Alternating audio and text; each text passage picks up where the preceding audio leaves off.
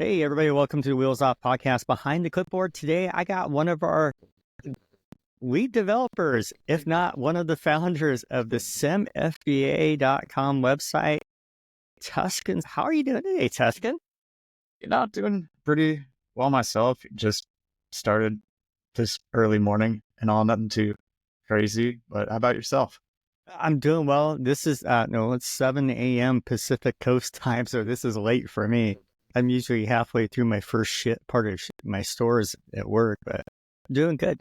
Hey, so I know you're familiar with this. Those people aren't familiar with us. This is the Wheels Off podcast. We're real people talking fake sports, is what we like to say.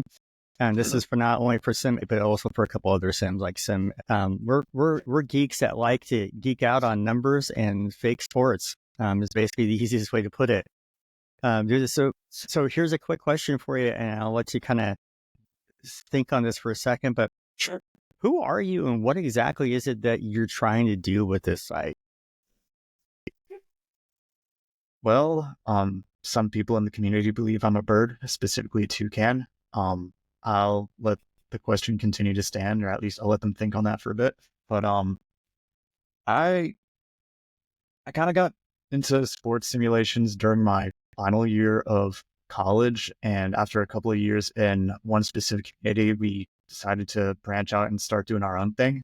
And at the time, I was picking up a lot of software engineering skills, and I thought, you know what, these two can kind of go in two and two together, right? So that's kind of how I got into this whole thing. And I don't know if I'd consider myself a founder, but but I am definitely part of the admin team for sure. I believe I wasn't the one that came up with the idea of building our own thing. So at least that's what I'm saying. Yeah, I believe Rocket Can was the one for that, the impetus, but I think you were very instrumental in that along with a couple other people, which hopefully I will get all them on here too someday. Yeah, one day. I know that I think everyone's busy a little bit with their own thing, but honestly, this is pretty fun. So, right. So the way I understand it is basically it's a bunch of guys that wanted to do their own thing after a bad experience elsewhere. And you guys literally do this on your own time and your own dime. This is free to play, correct? Yeah, no, this is absolutely free to play. This is certainly a passion project, and the big thing about it is at the end of the day, this isn't about money or making an income. There's something that we really enjoy doing together, and we want to share that with other people, and we want to make something that will last for years to come. So, okay. I mean, I guess kind of look at this because I'm on the player side of things. I mean, obviously I'm fairly vocal, or at least have been up until recently.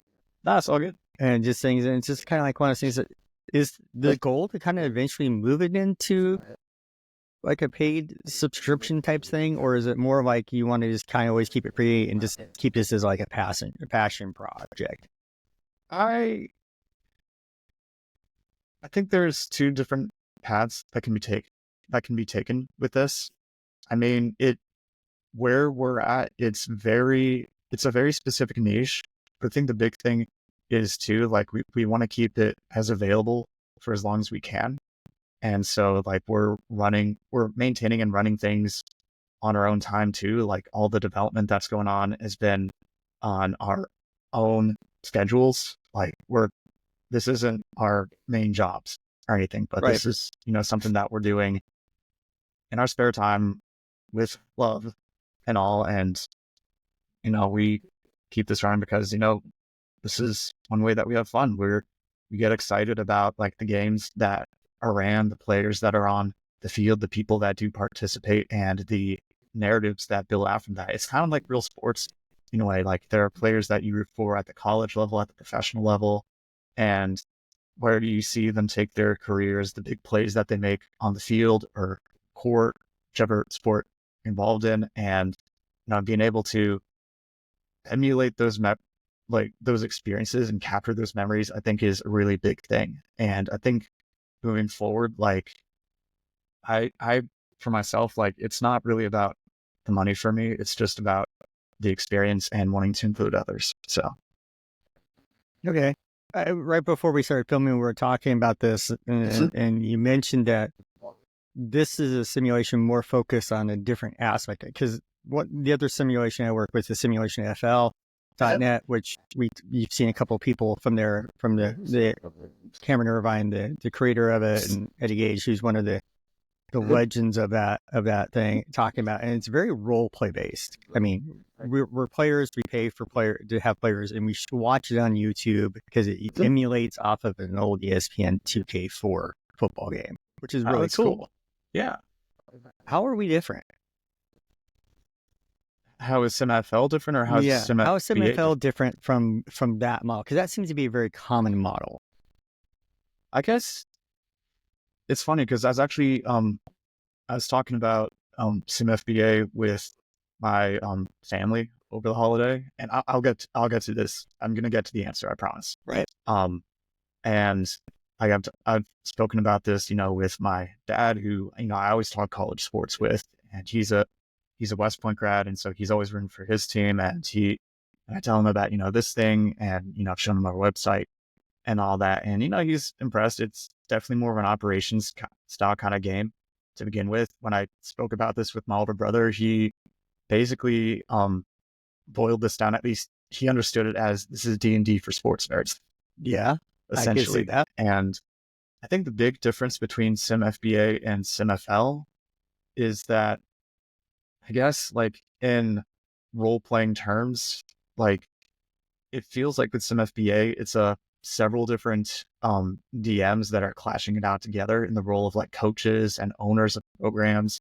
And like, they're setting the stage, they're trying to set their rules on how they want their team to play. Whereas for SimFL, I think it's more of like, in D&D terms, you're in the role of player, you're on the field, you have characteristics and attributes, and like, you're not the one that's setting the game plan, but you're partaking in that game plan, and you're going to be on the field, and whether you're a quarterback throwing or you're a linebacker, that whose goal is to either get the ball or get the QB. Like, there's very specific rules, whereas like in the role of coach, you're kind of setting how you want your team to behave. So, right. Yeah, because in SimFL, I know, like with me, I'm also not am I a fullback, but I'm also a GM of an organization, and there are playbooks, and there's only so much you can adapt. But the focus is very much on the player side. That's where the vast majority of people are. So yeah, I can see that. And it's funny because we actually did another person, it'll be a guest later on the show, did a session on D&D. And it was all SFL people in there. It was funny. All of us just nerds just nerding out about, real people talking fake sports and fantasy stuff. But it was kind of cool. So I think sorry. No, go ahead. I think something like that would be kind of fun and exciting to do, because like, I mean, I've been part of SimFBA for, I think, since 2019 at least. And like, I think it'd be fun, like, to set up some kind of like D&D session where like, it's either a group of like players that we recognize in the sim altogether, and for maybe some reason they're just on this dream team, or like the whole, I guess, like one-shot session is like this game, and maybe there'd be specific rules around it, but I don't know. It kind of sounds like an exciting idea. So that'd be cool. One shot, we're using SimFBA personas played by the people who created them. So you'd have to be David Ross. Yes, I would. And you then would have someone's going to be Matt Howard. Somebody's got to be Matt Howard. And what's the kid from BYU that we always talk about right now? Dick Richard. Dick Richards. Yeah. Gosh, I don't know how we got away with that player too. Good question. How did that happen? So when we originally started, everything was kind of like built off of Google Sheets and CSVs. And my role as developer is kind of like putting everything on the web or on a server. Mm-hmm. And I needed to test the overhaul that we had for the recruiting system, like taking it from the Google Sheets and taking it to the web app that it is today. And I basically asked the other admins, like, hey, I need a name for a test player. What do y'all got? And then Rocket sent something 2 minutes later, and it's like Dick Richards. Okay. And then I kind of laughed to myself a little bit. Then I thought, you know what? I'm just going to make this player a little bit ridiculous. I'm going to make him exactly 69 inches tall, I'm going to put him in like in a random place, Alaska. And I kind of just rolled with it, and I kind of made it its own name in a way, but that's kind of how it started. The fact that he's playing for BYU, it kind of just makes it slightly better. It's like that whole Key and Peele thing with the football players, and all of a sudden there's that one kid from the BYU, the white kid at the end is like Jack Smith, type thing. Yeah.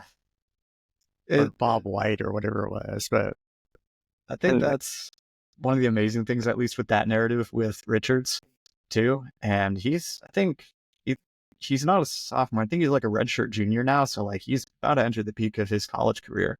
Right. At least, so it'll be fun to see how that goes. He'll be a fun one to watch. So as we kind of go through this, I mean, because not only are you a developer, you're also a team owner for the Sim Pro side of both football and basketball. And I assume the new part, which we'll talk a little bit later. Sure. Plus, you're also the Washington State coach. Yes, I am. On top of it, are you doing the baseball side of the Sim too with Alex? I am doing the baseball side of it. Well, I'm participating in the baseball side of it. Right.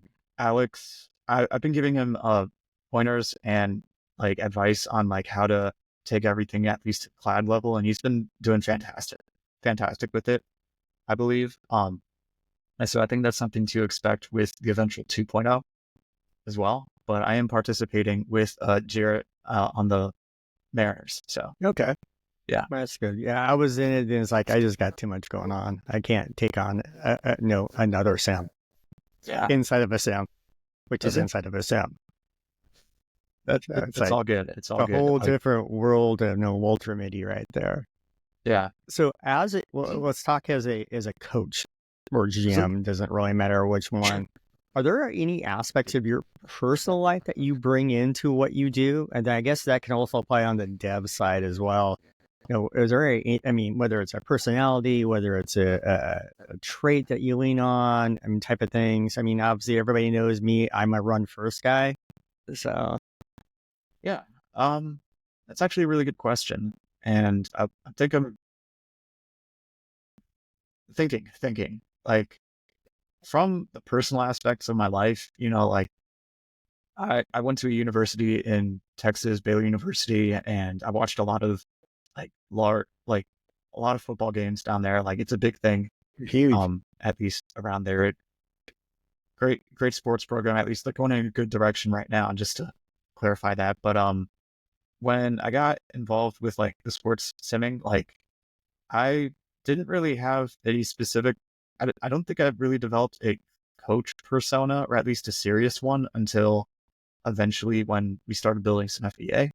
And I think the approach that I kind of take, and we have a very small niche of coaches that do this too, like our focus is mainly just to like take the ball in a ground and pound style offense. Mm-hmm. So like we're just continuously just trying to run the ball. The forward pass is a mistake, basically. Exactly. Yeah. And I think I kind of fell into that kind of game plan scheme, at least because I remember when we were like initially developing the rosters, like there was 4 different types of schemes you could choose from, like pro, spread, option, and then the double wing. And I just thought like, I have no idea how to get passing to begin with. So I'm just going to focus on one thing, and it's just going to be like traditional old school style Wisconsin ball. So that's why you said it to the old Wisconsin coach. Yeah. Hey, I'm taking notes, man. Yeah. And we kind of continue to do that. And I think the irony is like with Washington State, with the Mike Leach years, like they were the exact opposite. Like they're getting track stars. They're just chucking the ball wherever and someone's going to catch it. Right. And so it's a little ironic, and it's kind of the antithesis on what Washington State was during the 2010s. So. Okay. I remember Washington State back in the 80s with Mark Rippon as the quarterback. And the RPM backfield between Rippon, Mays, and I can't remember who the third guy was, but yeah, they were dangerous to watch. I believe it. Old Dennis Erickson style of play football. Yeah. It's pretty good. I appreciate it. So do you take any of that kind of onto the development side? Personality? On the focus development, on basics or whatever, or foundations? I think I need to be careful with it because, like, I mean, there's a personality, like, at least, I mean, putting that personality into the sim, it's kind of difficult because it's not just one scheme that we're building for. Like, I think we have like 12 different offensive ones and now 6 different defensive ones. So, like, I can't really, I think the big thing, at least on the development side, is like figuring out how to balance them all together. Like, if someone selects this, how can we make this fun, basically? And so, as far as the personality goes, like, there's a lot of different archetypes and players that can uh, basically meld into at least into each individual scheme and all that. I think the only thing that I sometimes do add character on is like the players that are generated a little bit, but I think that's really the only personal touch that I've added on the development side, at least without, while like trying to keep things balanced and fair, because like I I'm not just building this for myself. Like, there's other people that, that have an interest in this. I want to play and have fun with this. And, the goal is to, like, how can I make sure that everyone is fun, not just me, but like everyone. And so, it's, so as far as personality, the big thing, like, okay, names generated, right? Where can, these players come from? And it's kind of how we got a lot of these, character bios to begin with too. So, Interesting. yeah. I mean, so do you guys really, because I know part of the thing is, I remember helping Tuscan with the weather and stuff, how weather would impact play. I mean, we're obviously trying to add some realism to this fake sport, basically. Yeah, no, To absolutely. match real life a little bit better. But there's also a balance having to go in between. Is this a simulation or is this a game? Because they are two different things. So you got several of us that are former coaches, but like, we need this. And then you're like, oh, we got to make it easy for the new user too. I mean, how do you guys go about balancing that? Great question. I think whenever we do have an idea on something, whether it's like weather or like options for like managing a sim NFL team, or like potentially even new affiliations for like recruiting and all that, or even a new scheme, like, we want to bring as much from the original game into our simulation, because, that's what I think a lot of players are looking for. But we also need to make sure at the end of the day, like, is this fun? Like, is this something that like people can like tinker around with and like get some kind of result from it? Or is this something that, is a bit of a chore? And I think the big thing is to make sure that that it doesn't feel like a chore. And, like, I think one thing I've learned over the past couple of years is that like different players participate in, our leagues and are part of our community, and they all come from different walks of life and have different lives. And so, like, the amount of time that someone can put in is going to be very different between one player and another. And so, from a development standpoint, we've had to make sure that, like, all right, how can we make the experience open to those that, either want the realistic side or want to have, or want to, like, be able to set a few things, a few bells, switches, and, just be able to see, like, still participate. And so it's kind of, I think, how some of the defaults games came into play too, along with setting up custom options for recruiting too. So, like, setting the defaults as far as, like, if the standard pro style offense, how is that going to run? Or the standard air raid, how do we want that to run? Like, so if someone hits the switch, like, will it actually behave like an air raid team? So, I mean, so obviously you've had to learn a lot about different schemes, offensively, defensively, and then try to figure out how to translate that into a machine language to operate so it looks like it on the other side. well, essentially, yeah. And, Rocket handles pretty much nearly all of the engine style stuff. So, like, as far as, like, if someone selects this scheme to use and they want to pass the ball like 90% of the time to this one person, like, how is that going to fit? Like, in at least, how do we translate that into code, essentially? And so I think a lot of what I usually do is on the user experience side, like, how is someone, like, how do we want someone to be able to like configure what they want so that we can take that data, put it in this engine, and then boom, here's what could happen, basically. So Right. So I guess because not only is it dev, you're a team owner on the NFL side and NBA side, and you're a coach. I guess, how do you kind of approach, I guess, coaching or from either side, some pro or college side? How do you kind of approach that then, knowing kind of what you know as the dev? I honestly do wish that I could experience a bit more as a player than as a dev in some respects. But, you know, for myself, like I'm going to be very careful with this answer, e- essentially. But like, at least whenever I do game plan or like when I do scout some things out, like, you know, I'm still looking at like how a team's been performing based on like box scores and results. And I'll take a look at the stats board when I need to. I know that other players take like pretty good chunk a day, like 30 minutes, an hour, 2 hours to like get everything right that what they want to. And so I kind of just look at, you know, like who is currently on my team, who is injured, what am I seeing from like the previous couple of weeks. And then I kind of set something based on that. So like, I think the first week is certainly crucial. And if things are going well, I'm not going to change a whole lot. I may switch things up just to keep the opponent guessing, essentially. But I think a lot of my game planning at least takes place during the first early weeks. And then unless like a big matchup comes up, I'm going to take my time with it. So, and I think at least that's for football. I know for basketball and, you know, for the upcoming sport, hockey, I see it as a more laid back kind of experience. So, Okay. I guess part of it is, have you guys ever thought of maybe running this into a point where games are broadcast, kind of like you see in other sims? It's not just SimFL, it's other sims do this kind of minor. I mean, SimFL does a really good job broadcasting. They do like 400 events a year. yeah. So on YouTube, I mean, anything where versus just pure stats, because it seems, having come from like an out of the park baseball league where if you're not a data scientist, you're screwed in that league. Yeah.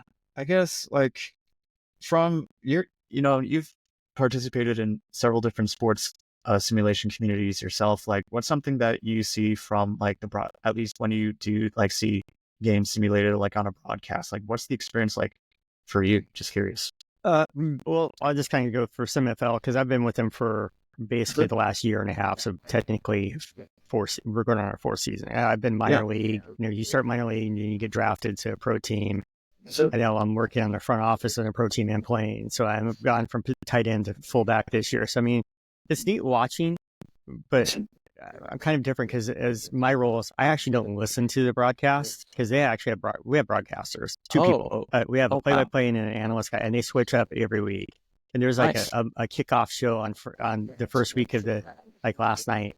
There's a Monday night game. You know, there's all these matchups and stuff. And Cameron and the group does very, very well setting that up. Any simulation's not perfect though, whether it's them, us, What If Sports with Gridiron Dynasty, like JW and I come from that. I think Jumbo used to be part of that as well. I could be wrong. I know there was somebody else that was part of that. So we come over different things. And I've shared some of that, what we do over in that sim where we can manipulate the formation a little bit by player personnel. We can't move the players around, but it's like here's your bait, like pro looks this way, but you can set like a running quarterback and you just run 100% out of that one formation versus the next time you throw the same formation, but different personnel, you can just throw 100% of the time. And then you manipulate your game plan that way. So we have stuff like that, but it's kind of neat watching. It's like, you know, we like the River Hogs, who I'm part of, we play against Arizona. Arizona is a legacy team. They're tough. Eddie Gage was on the show recently. He's the owner of that team. A great, phenomenal defensive mind. Great culture. In fact, we built a lot of our culture around what the good teams do in this league. them, Minnesota, some of the others. So it's like, okay, here's how we build. But it goes back to having that underlying philosophy. So watching it, I'm like, okay, I'm watching it from a point of like, okay, is the game plan working the way we thought it would? Because we simulate all the games beforehand too. I mean, probably 50 to 100 simulations before we even play the game. They see, is it because we don't know what the other team's going to do? We don't know what their playbook is. We don't know how they're going to manipulate the playbook. We don't know if it's going to be a custom playbook or a base playbook. So it's like little things. It's like, oh, we didn't adjust, and then we adjust and we adjust. So it's kind of neat watching that. Then the other thing is like, hey, I'm a ball carrier, or I'm a tight end, and you got somebody else playing my position. I will literally at Discord. What the hell? I will. I'll just because it was great because in our community, everybody pops on the voice channel and we watch the game and we're chatting in voice channel and chatting on YouTube at the same time. Then as a GM, I'm watching the chat going, okay, guys, don't say that out loud. Or like I'm watching people because no, I'm already working on next season and the season after for free agency. I know who I want to bring in. So it's like I'm looking at it in like 3 different ways. Player, kind of like, is the coaching aspect going on? Because I just sim, and then as a front office guy. So that's why I was asking, because I know you're kind of in that weird position because you're a developer and an owner. How are you balancing that? I mean, that was part of the impetus of us reaching out, was how do we see people balance that? Because I know from my side on SimFL, it's this way. In Gridiron Dynasty, it's this way. In SimFBA, it's this way. Yeah. Out of the park, it was that way. So it's just, how do you balance all this? How do you take that into account as you build, knowing the things going on, and then as a player, quote, technically you're a player in your own game. I am, yeah. It's not easy. It's a lot of different roles, but I think, it's a lot of balance, not just with like participating as a player or as a dev, but, balancing it with, life and my work too. Like it's a lot of different things. It's a lot of different parts of my life that I do enjoy too. And so I think from a player side, like, I do see a lot of things as a dev, but I don't think it allows me to like perform or make my team a very specific way based on like what I'm seeing. I don't think I really necessarily have a lot of time for that either, because we're continuously supporting this this community and building up the interface to what it is and what it will be with 2.0. And so like a lot of my time, I do a lot of development, when I can during the week, trying to make sure that like everything works properly, that like if there's an issue that pops up, like that is resolved too. So like it's a bit of a balance. And like as far as the metas that I've kind of shaped in, at least within SimFBA, it's gonna stay with football specifically. Like I only found out about that like gradually over the past 2 seasons.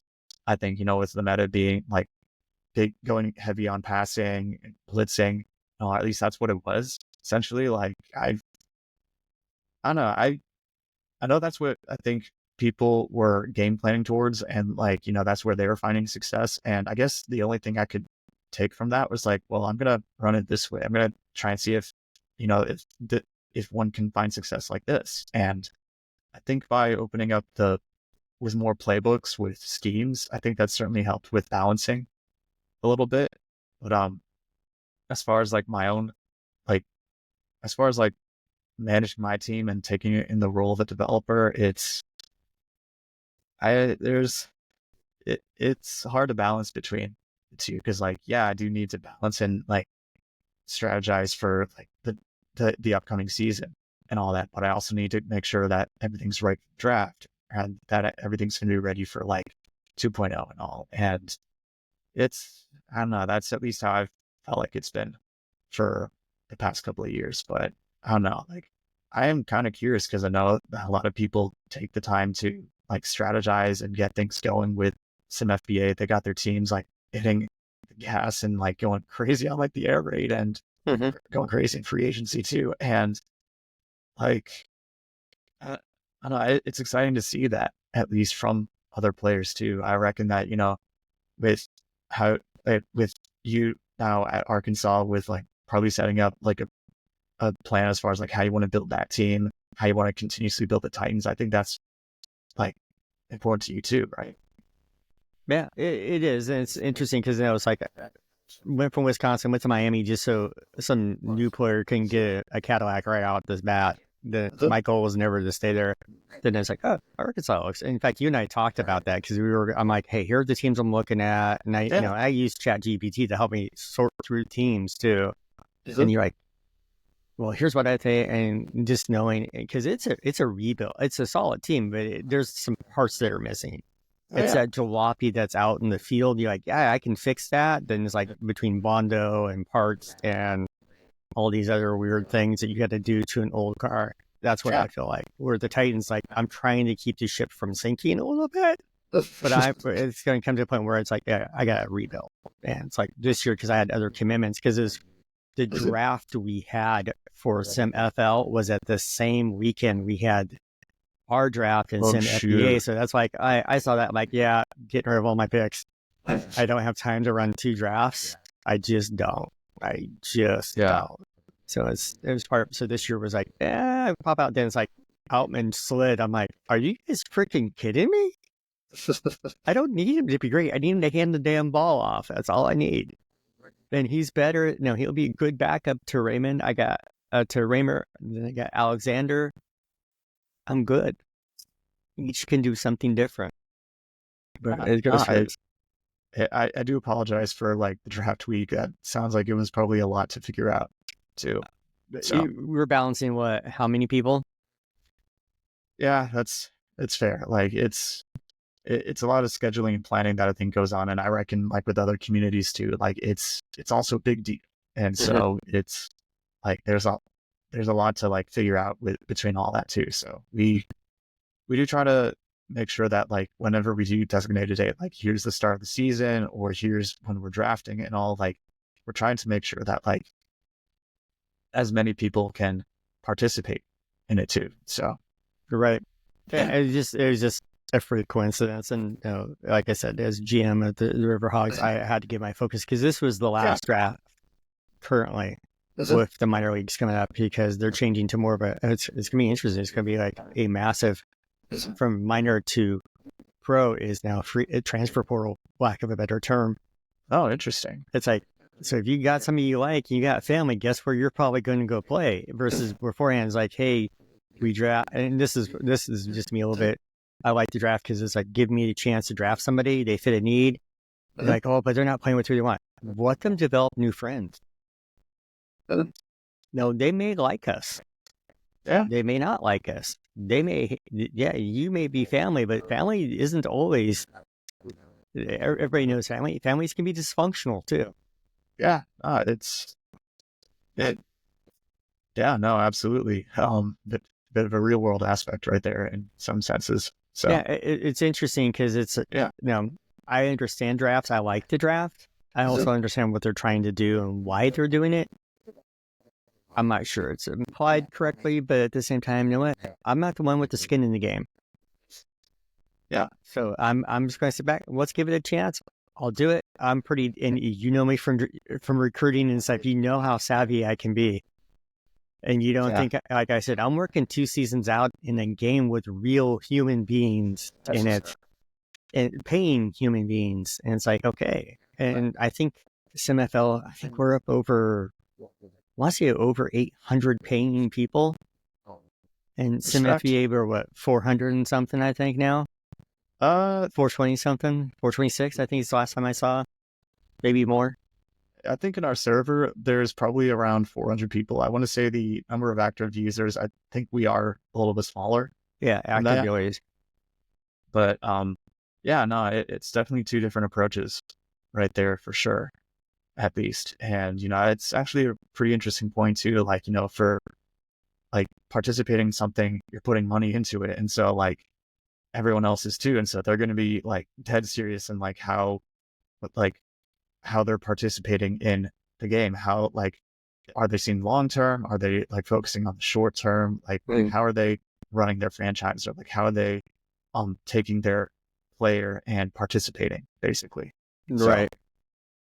Right. It's interesting because you kind of mentioned the idea of, of the deadlines. I know you guys are really good at putting out the Google Sheet. We know these, and there's adjustment. Life happens. Yeah. Is there any long-term goal to get this where it's more than one season a year? It's like actually like 2 football seasons every year.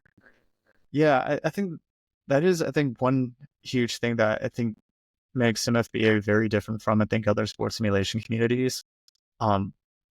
There's still a lot of manual work that goes into like setting up the season and all that, and finding a way to automate it would be absolutely fantastic too. And I think there's some pros and cons to the setup that we have. At most, we're trying to focus on we would like to get to 2 seasons running as per year if we can. There's a lot of work that goes into that. And so a lot of what I've been doing lately over the past couple of years, trying to like, if we're continuously supporting this thing, how can I set up or automate this either by myself or have the computer do it for me? And that's kind of what I'm also doing with on our next book too. Cause like I want to be able to participate this like more as a player than as a dev eventually. Like I would love to do that. But I think some of the pros that do come with like the current duration of like where we're running at is that, we're focusing on getting the game into a right place, especially with the engine. We want to provide balances where we can. And we want it to a point where like, if a team wants to run like the wishbone offense, they can do that and find success in that. If a team wants to run the air raid, they can still find success in that too. Like metas will happen and all, but we want to make sure that there's enough like weights and counterweights to like game planning, so that like, yeah, like there are some strengths with this particular type of team, but here's another team that could absolutely beat them still. Right. And I think another pro with like the current format, which is, like we're running and simulating 1 game a week. And so like we're broadcasting at least on Discord from like Thursday through Sunday, Monday, depending on which league you're in. It's that like a lot of people have a lot of, things going on in their life, like if some like, whether it's work or if they're in school and all, or if there's a lot of, things going on like that they're planning as far as like vacation or big events. Like our format is like, yeah, you can still like access our website on a phone or at a laptop, save and, go about your day and all. And so like and I think if we do increase the pace of it, like it will change the participation in our league a little bit, because I know that there's some, myself included, that like if pace would change it, I mean, yeah, I'd still be participating, but it's going to require a lot more attention and focus than what was there before. So I think there's a bit of give and take, but I do think the big thing that we are really trying to hammer out is like, once the season ends with that, like that national championship, that final game, how much time can we condense to get the next one going? Right. So I think this past off season, we had the holidays show up, and like we don't want to do a whole lot during the holidays because like everyone has something going on during the holidays. But like, as far as like getting like the next schedule sorted out, like what are changes that we need to make still to get things, tuned together, like how can we allocate that time? And so it would be great to get to 2 seasons a year, and I think that is reachable, at least. To just like, we're just trying to take the chunk that is the off season and figuring out ways to have that automated. So right. And I know you guys use the off season to do a lot of the behind the scenes stuff that people don't see. I know, because everybody wants to play the going on Xbox or PS, and they can just throw in Madden or whatever. They can just go. Yeah. Gridiron Dynasty, it's a game a day. boom, boom, boom, boom. 13 games, 3 exhibition games, usually about 7 days for playoffs. There's a 7-day break for people to change teams. And then there's a 7-day window for recruit. I mean, it's one season a month, basically, or every 5 weeks or whatever. But they also have 12 worlds going of people at a time. Yeah. And they're all offset. We're one world. You guys are building this on your time. When there's a 3 or 4, 5 month break between a season, how do we? Yes, I understand we could lose people if we speed up, but at the same time, will we gain more at the same time because people feel like there's more involved? I guess would be kind of. I do not want this position with you guys in it. It would suck. It's all good. But at the same time, I see both sides, but at the same time, it's like, what's the growth strategy is what I guess would become the question. That's a fair question to ask too. I think my personal opinion, like if we can figure out a way to take scheduling and automate it and like get the games uploaded as fast as possible, that I think is going to be the biggest roadblock that we have moving forward. And it's something that something that we actually had to figure out for basketball, actually, because I made the decision to increase the league to like 360 available teams. And so there's a scalability with that. How do we scale? And last offseason, we've had that figured out. Great. It's awesome. I think the next big thing from that is going to be like, how can we automate that even further? And in terms of like, scheduling goes with like how users can schedule out games, I think I don't want to spoil anything. I don't want to say 100%, but it is something I'm thinking about, which is like, how can we take that scheduling experience and put it on the interface? Essentially, like, how would that work? Will that help things? Like, because right now, like, we got forum posts, we have people talking on Discord and all, but like at the same time too, like, how can we set up a system so that users can either schedule games for the upcoming season during the off season or for future seasons and get that working? So, yeah. So I don't know. That's some of the things that I've had in my mind. Well, that's good. I'm glad because I know a lot of people like the fact that the dev team is very transparent about a lot of things where other places aren't. But at the same time, it's kind of like, I wish more people could see the dev side of it to understand what you guys are doing that we don't see. Yeah. I think because as we go, I know part of the discussions has been obviously pacing. I mean, some people are like, hey, great, no, because it's a community-based game versus a GM-based game. Because we were talking about being more GM-focused, where one of us come in and is like, okay, is this a simulation or is this a game? Because if it's a game, why aren't we playing something more like a Madden type thing versus a simulation? And there's balances, and you and Rocket and Pierce and the other devs do a great job of trying to balance all that. Yeah, no, there's a lot of balance that gets involved into it too, and it's not an easy nut to crack. I'll say that. It actually does make me think a little bit of the sport that I'm currently that I'm putting some focus into right now as we're building at 2.0. And I think actually taking a step back, like as far as the dev side of things, like behind the curtain, we want to make one big focus for us is making sure that the user experience is something that people want to go back to. And I think a lot of the things that we're planning for 2.0, especially, is not just like a whole redesign of the UI and everything, but making it easier to develop and support it, and make it so that it's gonna, like, regardless of like if we're supporting any future sports or if we're just gonna stick with the current sports that we have, that it's something that is like a lot of the experience can be transferable between sports, at least. And I think leading into one of the sports that I will be introducing into 2.0, it's going to be a little bit more experimental, because like I think one thing that would be fantastic is getting more of a role-playing side of the simulation, because like it's not just like recruiting players and then the player stays there. I mean, we have transfer portal now, which is great, but like, how do we add character to these players?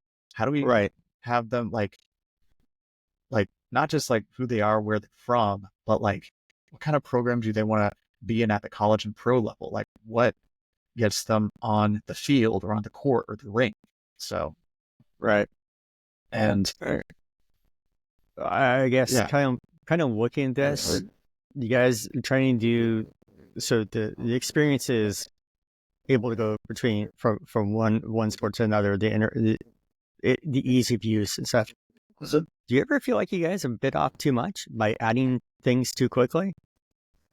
I know we went from football to football and basketball to now football, basketball, baseball, and now, as you said, we're now adding college and pro hockey as well, with a slightly different experience than the other sports from what I saw in the dev. So does it feel like you guys are trying to do too much without getting one thing 100%? Or I mean, I guess this is a dev balance I don't understand. So it's like I'm asking from an outside going, explain it to me because I want to understand versus going, hey, this is horrible. I want to understand this because it's like, how do you decide? Because I know you said hockey is a passion sport for you. Yeah. Growing up watching the old Atlanta Flames, and somebody from England took my Calgary Flames. Hint, Kirby. I am not happy about that. But at the same time, somebody took Wisconsin too. Really, people? How do you determine that when it's time to bring that next sport in? I mean, without compromising the quality of the other sports you've already built. I think looking back, the one thing that I think that I made a big decision on a couple of years ago was like expanding basketball to like 300 plus teams. It was a fun challenge, you know, from a scalability side. But I think in terms of like biting too much or biting it much off, like, or that's my ADHD right there. But part of it is, I think, like, I don't know, if just trying to find something fun to enjoy. Like, and, you know, I chose a sport that doesn't have 300 plus teams. And the goal was, you know, what's something I can build in that's compact, that I can experiment around stuff that we don't have in basketball or football, that I can kind of make into its own thing. It's not going to be for everyone. Yeah. And that's totally fine. But I want the experience to be a little bit different from how things are run on the football side or the basketball side. So like it is the sport hockey, but I'm also adding a few other things that that are going to probably feel a little bit more difficult. That might be a little bit of a challenge. And that's kind of my intent. I want to add a bit more role playing decisions and, you know, not just how like the team is built, but like the players involved too. And so when I was kind of building this, this is something I've been working on since September. So as far as like putting off too much, like it's going to be this an interface and putting everything on interface 2.0. And the dev team is going to be very focused on that, not just me, but like everyone else that's going to be involved. And so for hockey, it's kind of been a secret project that I've been building since September. And it wasn't until like I had a fully working engine that I thought, you know, let's see if like would everyone else want to like participate in this kind of thing. And so the neat thing is that there's a lot of parts that are going to be a lift and shift from the existing sports, like at least the systems that we have in place. Like that'll be the easy part with this. Scheduling is going to be designed to be automated, especially on the pro side. So like, I'm not going to have a hand in like how the schedules are going to be generated and all that. Like once that's set up, it's going to be fine. Like the moment a button is pressed and this thing is running, that means like, I'm not going to really be touching a whole lot of it once it's complete. It means you get to be a player finally. Exactly. I get to finally be a player and, you know, I can build up the Minnesota Duluth Bulldogs however I want and, you know, be able to maybe schedule games with Vermont. So yeah, your Minnesota Duluth and my Catamounts can meet in the finals, I guess. Hey, Frozen Four. Tell Boston, sorry. Yeah, let's tell the guys in Massachusetts, not this time. You know, we got New Englanders and Midwest fellas that are rearing to go into the Frozen Four. So. Well, the best part is Paradox, my oldest son. He's my GM for Titans. Is also doing. He took Clarkson, which is actually the local hockey team for where he lives in upstate New York. Yeah. and they're a powerhouse. Oh, I believe it. I got really excited when I saw that on the Google sheet. I'm like, wait, he's that? He's there. Just no, he's like, I'll do this, and he'll take the. And I think he took the Rangers too, just because he likes hockey a little bit more, and he Yeah. likes all the sports. But basketball's not his thing. Well, he watches pro basketball. He doesn't really watch college. Where I'm like, I can't stand pro basketball. Yeah. I think going to a game itself for pro basketball I think that's a fun experience. But I feel like so much of the focus is on like who's tweeting, who's saying something in a press conference. Like, why not the actual game? Well, I I don't know. grew up watching 70s. I watched the Trail because I'm from Oregon, Yeah. so Portland Trailblazers is the only team I've ever rooted for in basketball, other than because the Sonics were our nemesis, but we always rooted for them. The question is like, how do you Mhm. guys decide when to bring these things in? Is it just is it community driven? Is it developer interest driven? Is it something else? Is there a Yeah. timetable for things? Yeah. This one, hockey, this is, I think, the first sport that I actually built from the ground up, Mm-hmm. the first engine that I built from the ground up. And so a lot of it has kind of been my own thing. Like Rocket has football. He's focused on the football engine and all that. So like as far as participating in our basketball and hockey leagues, he's a player in that. Um, I think hockey was the first sport that I actually built from ground up. Like not that someone took an engine and I translated it into like this into what it's today, which is what it was kind of with basketball, but like hockey, Right. I I had no idea how to build a hockey engine in the first place. So I kind of just thought, well, how does shooting work? And then how do I set this up? And kind of just went into something like that. But as far as like the push for hockey, like I think 4 or 5 people, there was like 4 or 5 other people that I maybe messaged about it a little bit. Mm-hmm. But I think the official reveal was after the new year. So Right. like that first brand game, the puzzles, like I don't know what I was doing with that, but it was fun. So I'm just asking for my catamounts or yeah. my ducks. I just want the Hanson brothers. All right. Hey, and I want the triplets from Slapshot that don't do anything but beat people up. hey, I mean, I think that was one thing I really wanted to make sure was in the engine, at least, like, fights happening. Well, And that's so much space. I want the strong body checks, the body, the face scraping against the glass type thing. oh yeah, That's where you hear the teeth against the glass, type thing. That's yeah, hockey. oh yeah, And I have at least one person not in the penalty box. I'm good. yeah, no, definitely. Just find a way to pummel a player against the boards, get the puck, and then just shoot outright. Like that's how it can be. But I think I'm hoping that at least with the first season that there can be a little bit of that for sure. There's still some testing that'll be going around, and I think as far as like broadcasting the games, I think that will be possible.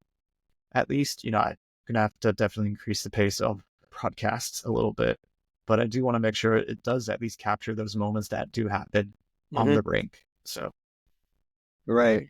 yeah, but Hey, so I've enjoyed the talk. So is there anything that we may have missed that you think is important for us to discuss? I think I think there is one question that I forgot to answer, which was I think like the broadcasting one, like how are you going to bring it to like SimFBA, or at least how we're going to bring it to the interface, or at least the experience on that.